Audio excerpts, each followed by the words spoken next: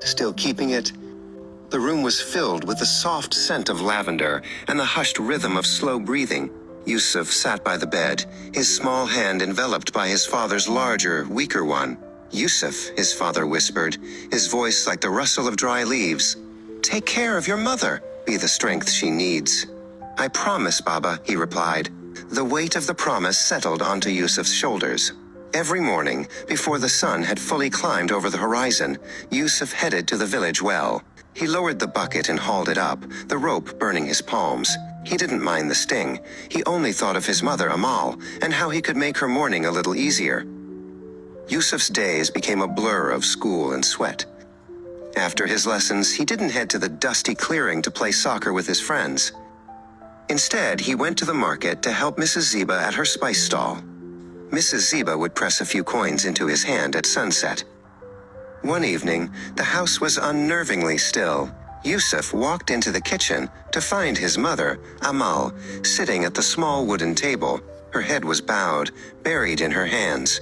Spread out before her were several envelopes and a stack of bills that seemed to grow taller every month. Yusuf stood in the doorway for a long time, his heart aching. He wanted to run to her, but he felt small against the giant problems of the world. At school, Yusuf's eyes were heavy. During math class, he found himself staring out the window, his mind calculating how many crates of spices it would take to pay the electricity bill.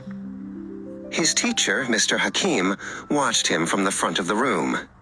He had noticed the way Yusuf's shoulders had slumped over the weeks, and the way the boy's once bright eyes now seemed clouded with worry.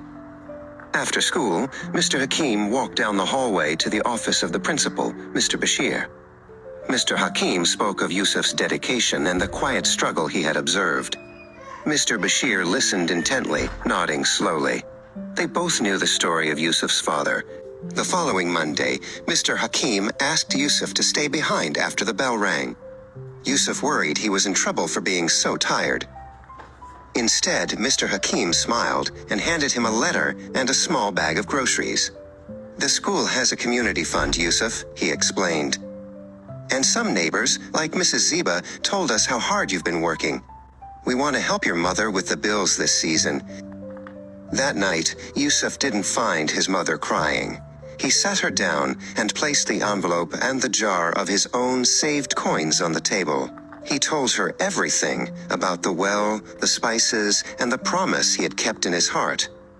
Amal hugged him so tightly he could hear her heartbeat. "You kept your promise, Yusuf," she whispered.